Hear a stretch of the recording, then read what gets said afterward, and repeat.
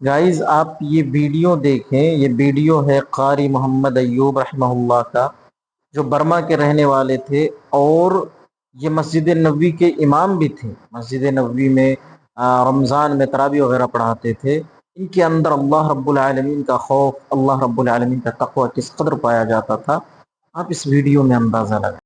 قاری ایوب رحمہ اللہ جنہوں نے زندگی بھر مسجد نبوی کے اندر خصوصاً تراویح کی نماز میں امامت کی تھی، تقریباً 27 یا 28 سال مسلسل انہوں نے مسجد نبوی کے اندر تراویح کی نماز میں امامت کی ہے۔ مدینہ یونیورسٹی کے پروفیسر بھی تھے جب ہم لوگ تھے، تو ہمارے زمانے میں ہی وہاں پر ان کی وفات ہوئی۔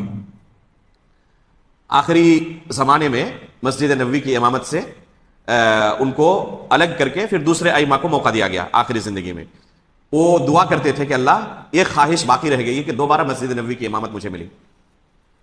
اور آخری سال جس سال ان کی وفات ہوئی، پھر دوبارہ ان کو بادشاہ کی طرف سے حکم آیا کہ قاری ایوب اس سال کے ائمہ میں امام ہوں گے، تو اللہ رب العالمین نے ان کی خواہش بھی پوری کی۔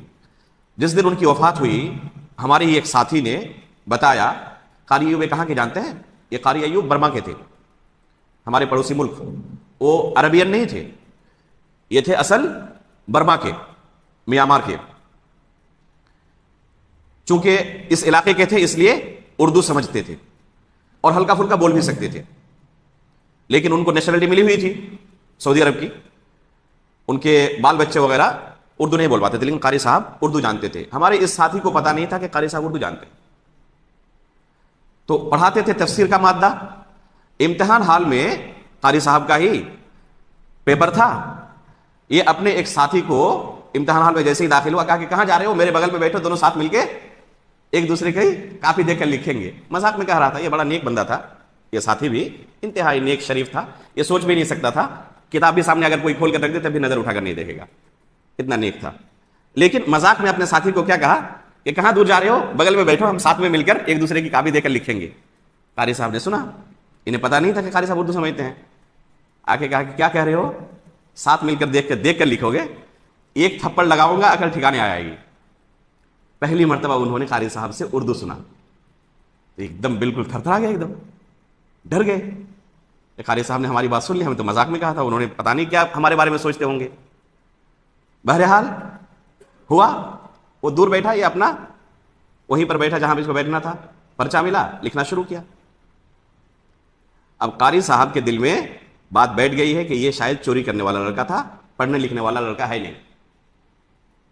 اب پرچہ تقسیم کرنے کے بعد قاری صاحب اس کے پیچھے آ کر کھڑے ہو گئے اور دیکھنے لگے کہ کیا لکھ رہا ہے یہ جواب۔ کافی دیر تک کھڑے رہا اور دیکھا کہ یہ بندہ بالکل بھی ادھر ادھر کہیں نظر بھی نہیں اٹھا رہا ہے اور بالکل صحیح جواب لکھ رہا ہے۔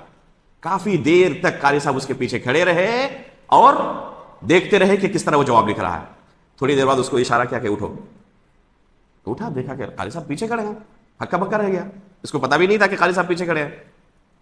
اس کے بعد قاری صاحب نے کہا کہ مجھ سے قصاص لو، میں نے تمہارے اوپر ظلم کیا، اللہ اکبر، اسی لیے میں نے اس قصے کو ذکر کیا۔ قاری ایوب رحمہ اللہ فرماتے ہیں کہ مجھ سے قصاص لو، میں نے تمہارے اوپر ظلم کر دیا ہے۔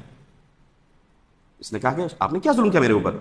کہا کہ تمہارے تعلق سے میرے دل کے اندر بدظنی آ گئی تھی، برے خیالات آ گئے تھے کہ شاید تم کوئی نکمے لڑکے ہو، چوری کرنا چاہتے تھے شاید تم، اور اس لیے میں نے تمہیں کہا تھا کہ ایک تھپڑ لگاؤں گا۔